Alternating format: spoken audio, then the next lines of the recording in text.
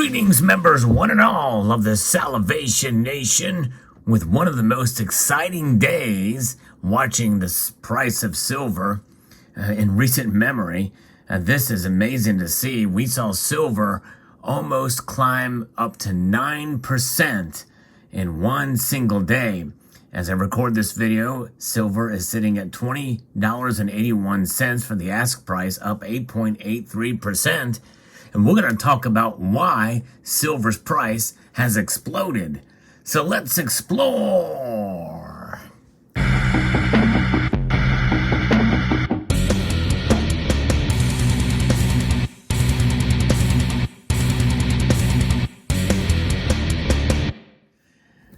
For those of you who saw, I posted a video earlier today, just marking the occasion here, of the massive increase in the price of silver in just a matter of hours. It was up over 7 and climbing up to 8%. It was remarkable to see, although there is some caution that one must have whenever we see such a dramatic move in silver's price. I'm going to be referencing a few pieces here to talk about this move when we see silver move up so dramatically here. And the biggest reason why it should provide another word of caution as well too, for the fact that it moves so quickly here. So let's first talk about it from the vantage point of CNBC. We saw that for the whole of September, everything took it on the chin. It was oversold, said Michael Matuszek, head trader at U.S. Global Reserves. Now people are looking for opportunities. We saw that played out with the stock market as well too. In fact, as I record this video, the Dow Jones Industrial Average is up over 765 points. That's a 2.66% increase. The NASDAQ was up 2.2% to up 239 points. The S&P, though, did fall, and the dollar index also took a little bit of a hit today as well too. Now, usually when the dollar index falls, that means that gold and silver are going to go up. Now, gold and silver did go up. Gold went up about 2.39%, but silver really has won the day here in terms of its climb. And what's the biggest reason?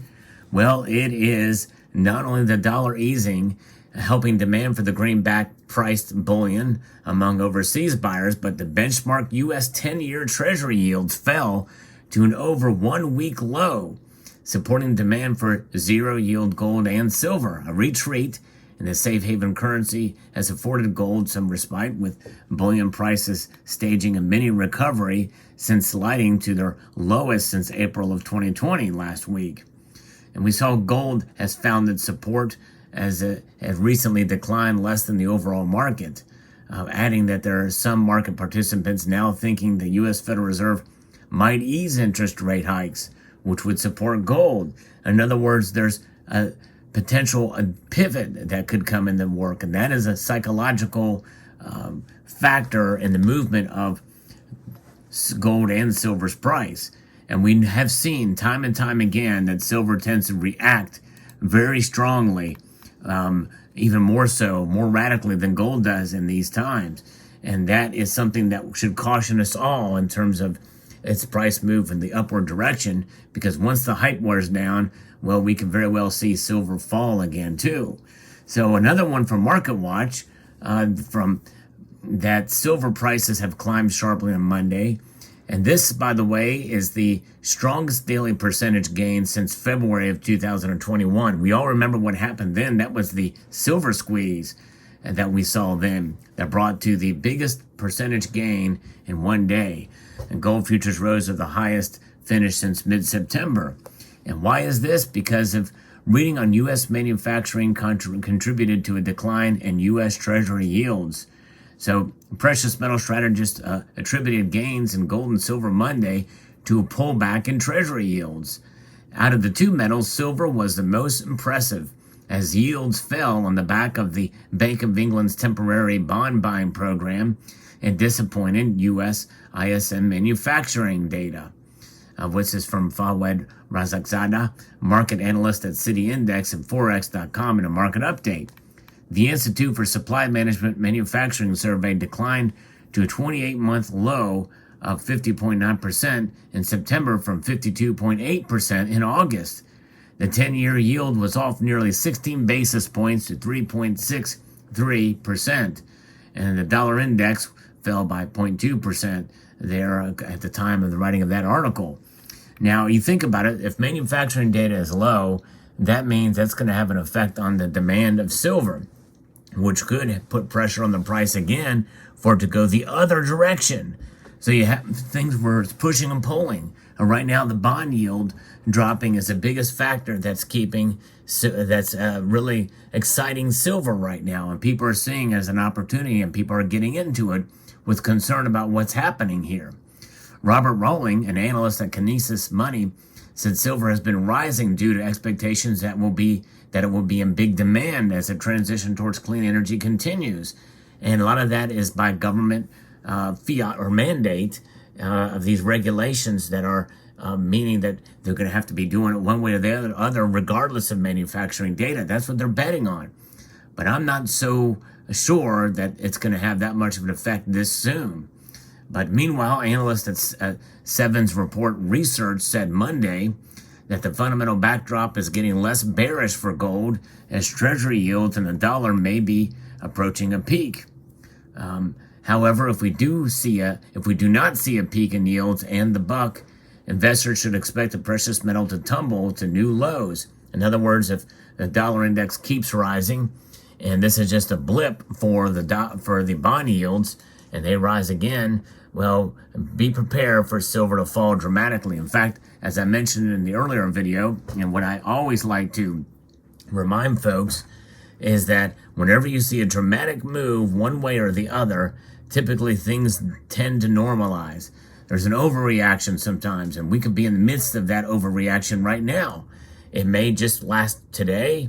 It could be, we could have another day tomorrow, very well could see a big increase in the prices of silver. We could have a 6-7% day tomorrow or the next day, but it probably won't last a whole lot longer than that. Typically, it's 3 days of these massive moves. I went back and looked at a chart that found some these radical moves that happen over about a 3-day period, or 3 or 4, maybe even a week.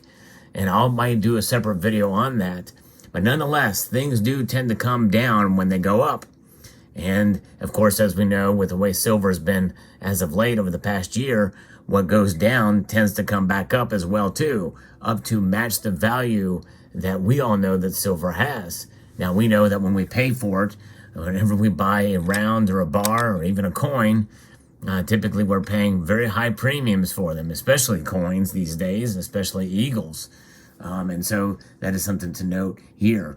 Downside risk remain for gold, as major central banks are expecting to continue raising interest rates aggressively to combat surging inflation. Analysts at ICICI Bank wrote in a weekly update released Monday. U.S. Federal Reserve officials stressed the need last week to keep hiking rates to restrictive levels and persistent inflationary pressures, even at the risk of slower growth and further market volatility. They're not going to pivot anytime soon. Much of the chagrin is what some people think, that they could do it sooner rather than later and wimp out. Now, with the hurricane just happening with Ian, and likely there's going to be more money printed for that, and other things, the Fed really, in a sense, has their hands tied. They got to keep up with it, because if they do that, if they do pivot, we're talking about a massive moves probably in gold and silver to the other direction, and massive problems as well too, as we're going to see inflation just skyrocket, and that's going to be maybe even a worse situation. And they're caught between a rock and another rock, and rocks by definition are very hard materials for sure. Not much room to pivot there in my view. So we'll see how this plays out, but fascinating indeed to see where the markets are taking us here with silver's price. And I believe we should approach this with cautious optimism. We'll see what happens, even if we have a few more days of it rising to this level. Be prepared for a pullback, folks. And again, I don't want to be a Debbie Downer, but I think it's always wise to be realistic. And also caution against buying silver at this point in time. One thing is for sure, as I mentioned earlier, We are not in the midst of price suppression, that's for sure. And we're seeing a real reaction to the markets. Now, there's one other factor I want to talk about that some folks have mentioned, and that is the Credit Suisse situation. Could it be that they could be run into huge problems of insolvency? That may be playing a part. It's not being talked about by the analysts out there, but that very well could be playing a role. If they do fall and they apply for bankruptcy, and problems that we've seen, continuing problems with Deutsche Bank that's been talked about for years, we'll see how that has a role and plays out. Nonetheless, the fundamentals, I think, for silver are strong, and I think that even if the silver prices do fall back again fairly dramatically, this is not on account from a silver squeeze movement. This is all pure market activity. This is pure psychology, reaction to the bond yields, reaction to manufacturing data, and reaction even against a dollar that is holding its own.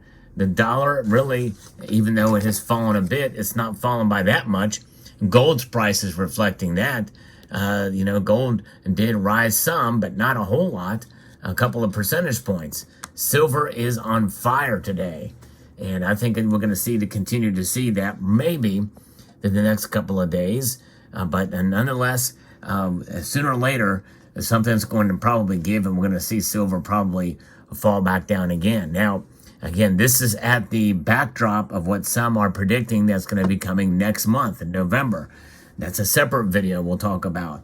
And there's a lot of different other factors that come into play as well to that, including politics. Do not underestimate politics and how they can play a role in gold and silver's price. They are related. Some people say they are not, but they are. And why? Because there's psychology throughout it all, especially in political situations. There's psychology involved in it, and fear. And fear is a psychological element. So there you have it. Let me know what your thoughts are in the comment section below. Hope you found this video insightful. I'd like to extend a multitude of gratitude to you all for taking the time to watch and encourage you to like this video. Yes, indeed, it does help a lot. Share it in other social media platforms, comment, and subscribe.